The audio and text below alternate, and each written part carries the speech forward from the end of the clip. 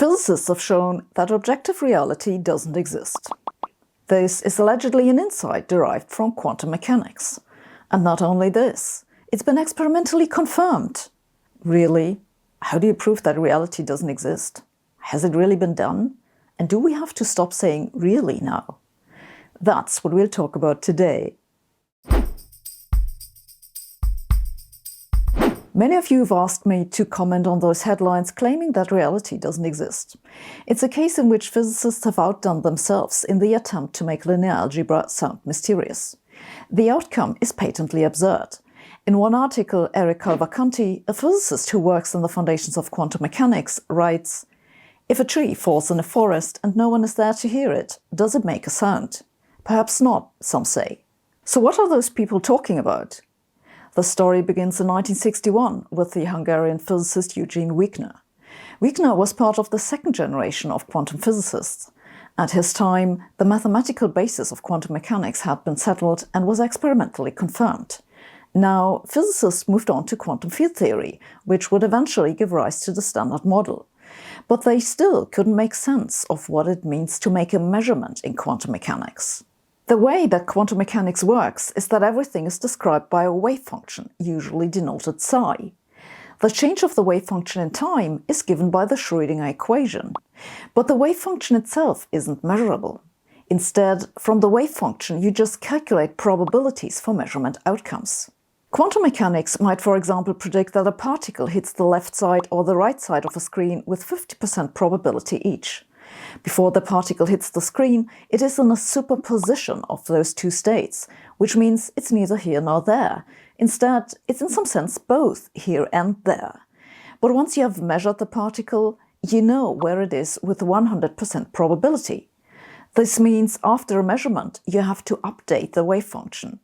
This update is also called the reduction or collapse of the wave function. What is a measurement? Quantum mechanics doesn't tell you. And that's the problem. Wigner illustrated this problem with a thought experiment now known as Wigner's friend. Suppose Wigner's friend Alice is in a laboratory and does an experiment like the one we just talked about. Wigner waits outside the door. Inside the lab, the particle hits the screen with 50% probability left or right. When Alice measures the particle, the wave function collapses and it's either left or right. She then opens the door and tells Wigner what she's measured. But how would Wigner describe the experiment?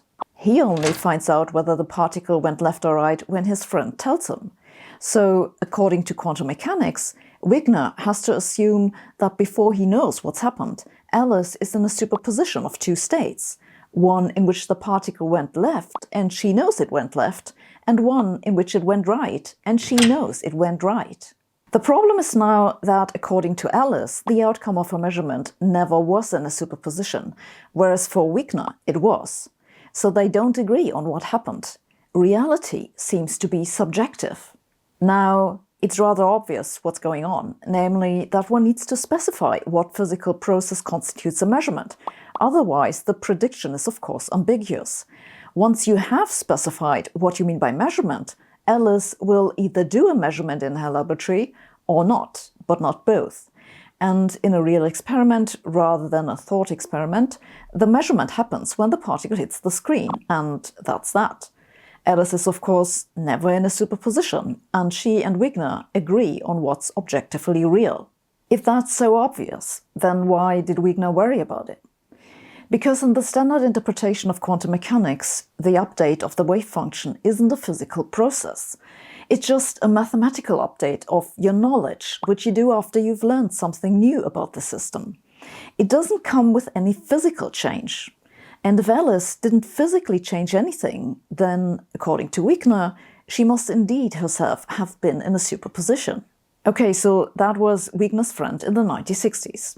You can't experimentally test this, but in 2016, Daniela Frauchinger and Renato Renner proposed another thought experiment that moved physicists closer to experimental test. This has been dubbed the extended Wigner's friend scenario. Before we talk more about Wigner and his friends, I want to thank our sponsors on Patreon, especially our Tier 4 supporters. Your help is so important to keep this channel going. And you too can help us. go check out our Patreon page or click on the join button right below this video. Now, what's with the extended weakness friends? In this thought experiment, you have two weaknesses, each of whom has a friend. We'll call these the weakness and the Alice's. The Alice's each measure one of a pair of entangled particles. As a quick reminder, entangled particles share some property, but you don't know which particle has which share. You may know, for example, that the particle spins must add up to 0, but you don't know whether the left particle has spin +1 and the right particle spin -1, or the other way around. So the Alice's each measure an entangled particle. Now the thing with entangled particles is that if the Alice's measurements don't collapse the wave function, then now the two Alice's are entangled.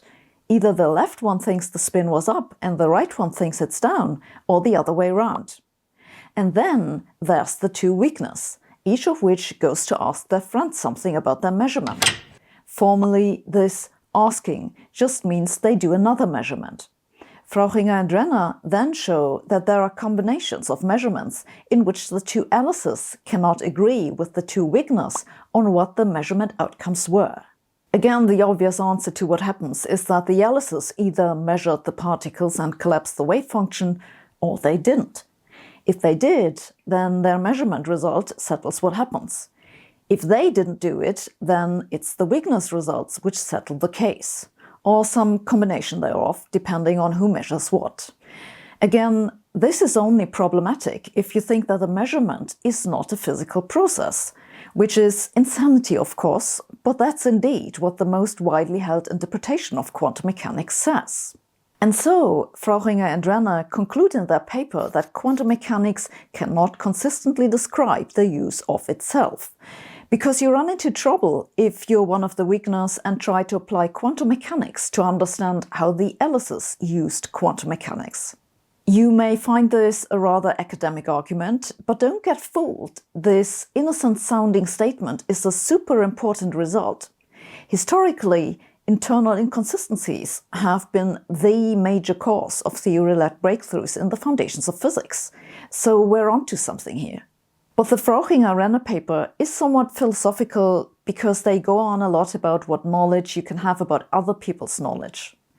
But in 2018, Czeslaw Bruckner looked at the problem from a somewhat different perspective and derived a no-go theorem for observer-independent facts.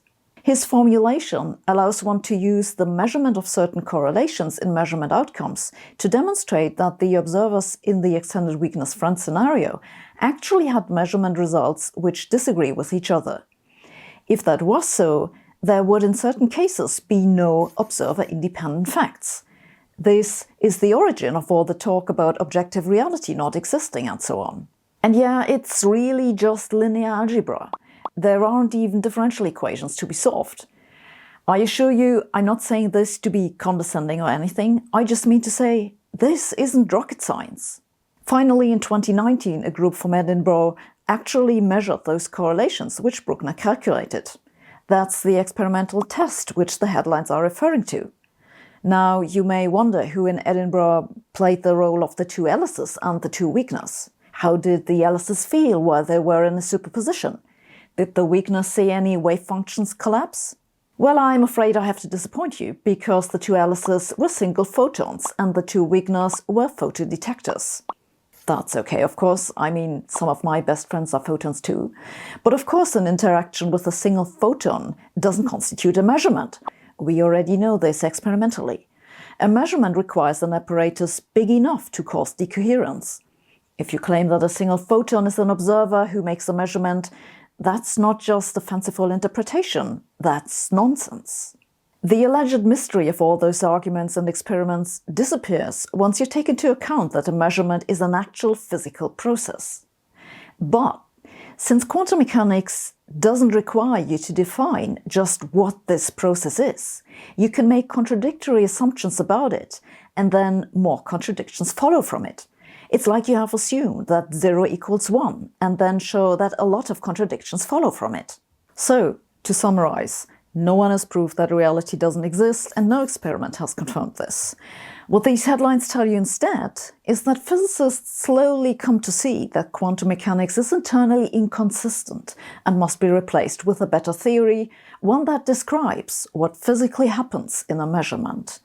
And when they find that theory, that will be the breakthrough of the century.